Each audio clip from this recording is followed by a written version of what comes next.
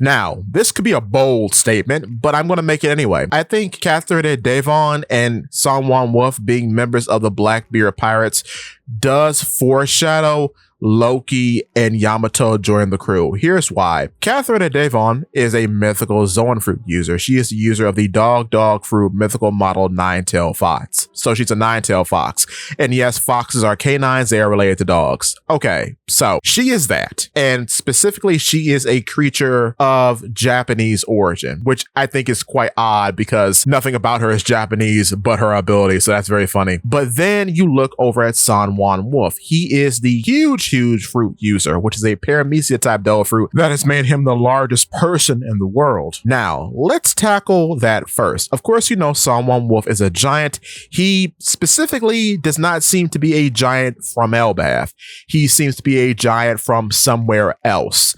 Kind of like Jaguar de Sol, right? Or Ida. So with that being said, thinking about him and thinking about how he has the reputation of being the largest person in the world, even having the epithet of the colossal battleship, I look at Loki. Loki's fruit, which is a mythical Zoan, called the dragon fruit mythical model Nidhogg, specifically mentions size and specifically changes based on the person who eats it. Therefore, with Loki himself being an ancient giant, the dragon is the biggest it can possibly be, thus making him the largest dragon in the world, as described by Jarl. Therefore, he and Sanwan Wolf are the only two characters in this narrative so far in which size is a very particular component of their individual abilities. This doesn't occur anywhere else. Loki's fruit and Sanwan Wolf's fruit are the only fruits in which size actually matters, okay? Both of them alone have this distinction. Now, when you look at Yamato's fruit, she is a mythical Zoan as well. She is the user of the dog fruit Okuchi no Makami, which just means she's like this weird mythical wolf creature, right? But what's so interesting about this is that she and Devon are the only two mythical dog fruits in the series right now. And I find that very interesting. Not only that, but outside of Cerberus, whom I forgot to mention, outside of Cerberus, because the Cerberus fruit most likely is a dog fruit as well. But of the named fruits that we have, meaning Yamato's fruit, which has been named, and Catherine Devon's fruit, which has been named, both of these fruits just happen to have their origins in Japanese culture. Very specifically, Yamato's fruit, the Okuchi no Makami, is the guardian deity of Wano. So I think Catherine Devon is supposed to be the foil to Yamato. And there's another interesting part to that, because while Catherine Devon hates beautiful women, Yamato is a beautiful woman, but she is ignorant of her beauty. That's why I don't really agree with people when they say that Catherine Devon should fight Nami. She and Nami have nothing to do with one another. However, Yamato and Devon are starting to build a case with one another because both of them are mythical dog fruit users that could be thematically opposed to one another, as Yamato has the ability of cryokinesis.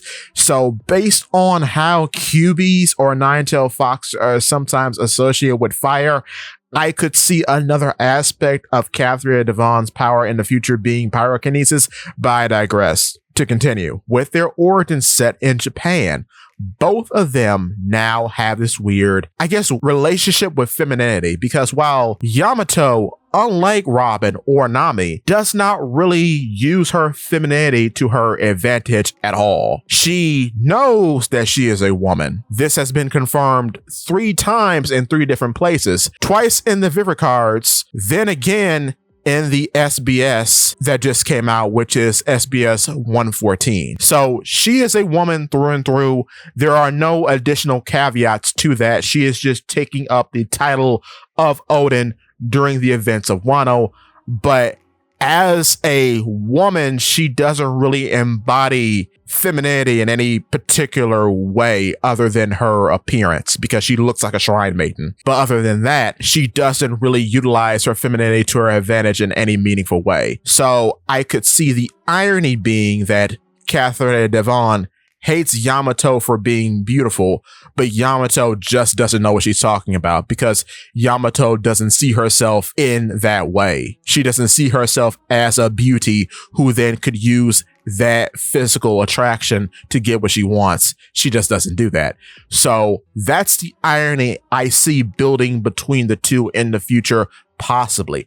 Now, when you go over to Loki and Song Wolf, and we talked about this before, but I think it's quite interesting that Loki is not only a giant from Elbaf, he is an ancient giant from Elbaf, whom is the Prince of Elbaf. And not only that, but he is a very interesting ancient giant because his eyes are demonic, which might mean more than we know at the moment. This compares well with Song Wolf, because Song Wolf is the exact opposite of that. He is a normal giant, not from Elbaf, and there's nothing really remarkable about him, despite him just happening to be a giant who has eaten the huge fruit. So in that way, these two parallel as well. You have a prince whom is a unique giant, whom has the birthright of eating this particular dragon fruit that just happens to be the best fit for him because he is an ancient giant. Therefore, he can get the maximum potential out of said devil fruit, versus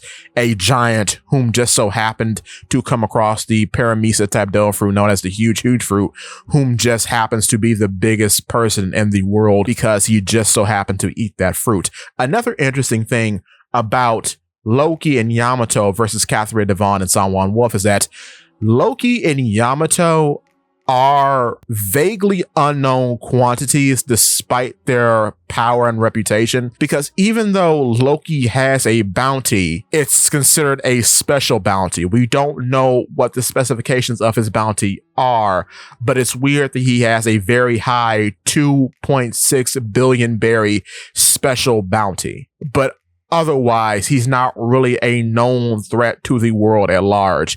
Yamato is presented in the same way. Even though she is the daughter of Kaido, even though she is a user of Conqueror's Haki, even though she has a mythical Zoan fruit, she is not a known quantity to the world. Nobody knows about her. The only person who has gotten wind about Kaido even having a child is Green Bull. So she too is an unknown quantity in the world, despite her overall strength and potential to be a threat. This parallels very well with Song Wolf and Catherine Devon, because even before they're introduced, Ivankov brings up both of their names. And then on top of that, once they are introduced, they are known to be members of level 6 initially.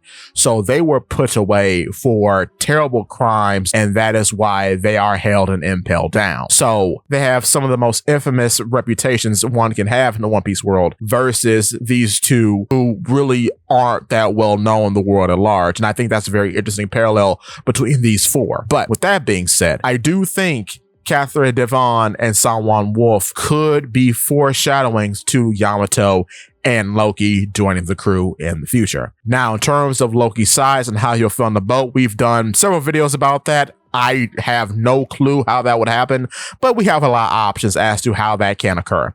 But with that being said, if you're enjoying the content so far, click the like button. And if you want to see more from me, hit the subscribe button, followed by that bell so you never miss another video. On top of that, if you please could hit that hype button, because it does help. With that being said, give me your thoughts and tell your friends about Polypede. What?